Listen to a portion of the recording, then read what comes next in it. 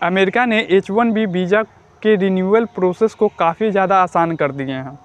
अभी प्रधानमंत्री मोदी जब बाइडन से मुलाकात करने गए थे, स्टेट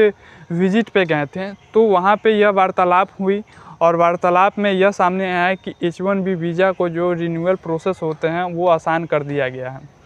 अब ये जानने का कोशिश करेंगे कि H1B वीज़ा क्या होती है। तो H1B वीज़ा US जाने का वर्क परमिट होती है, यानी कि अपने भारत से जो कोई भी एम्प्लॉय US में जाना चाहते हैं या वहाँ पे वर्क लगते हैं, काम लगते हैं, तो US की वीज़ा बनवानी पड़ती है जिसका नाम है H1B वीज़ा। यही वीज़ा जो परमिशन देती है कि आप जो US में वर्क करने के लिए जा रहे हैं। हालांकि H1B वीज़ा का लिमिट होती है कि 3 साल के लिए ही ये वैलिड होते हैं। 3 साल जैसे ही कंप्लीट होते हैं तो उनको फिर से रिन्यूअल कराने के लिए भारत आने होते थे और भारत में आने के बाद वहाँ पे यहाँ के US एम्बेसी में जा कर के उसको दोबारा से रिन्यू कराना होता था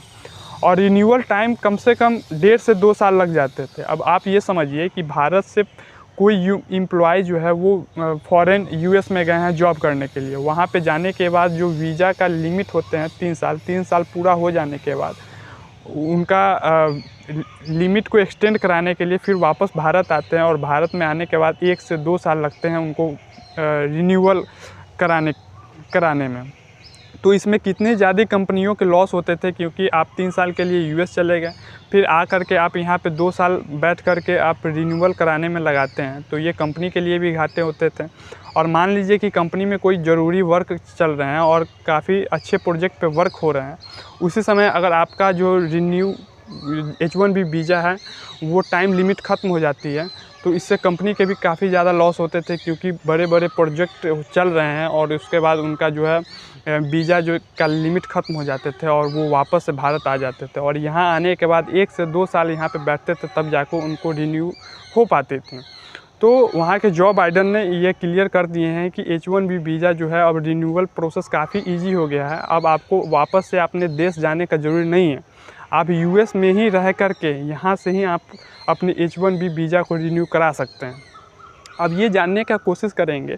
कि H1B वीज़ा से कितने लोग अभी अमेरिका में रह रहे हैं और कितने स्टूडेंट वहाँ पे रह रहे हैं। तो पिछले साल करीब 1,25,000 भारतीय स्टूडेंट को H1B वीज़ा मिला था वहाँ पे जाकर के आप पढ़ाई करने के लिए, और करीब अमेरिका में करीब 4.5 लाख लोग H1B वीज़ा में रह रहे हैं। उसमें से 73% जो लोग हैं वो भारतीय हैं। अब समझ जाइए कि US में 4.5 लाख लोग जो है अभी H1B वीज़ा पे हैं और उतने 4.5 लाख लोग में से करीब 75% या 73% भारतीय हैं। तो समझिए कि कितने ज़्यादा भारतीय लोग H1B वीज़ा पे वहाँ पे वर्क कर रहे हैं। और मोस्टली जो है वहाँ पे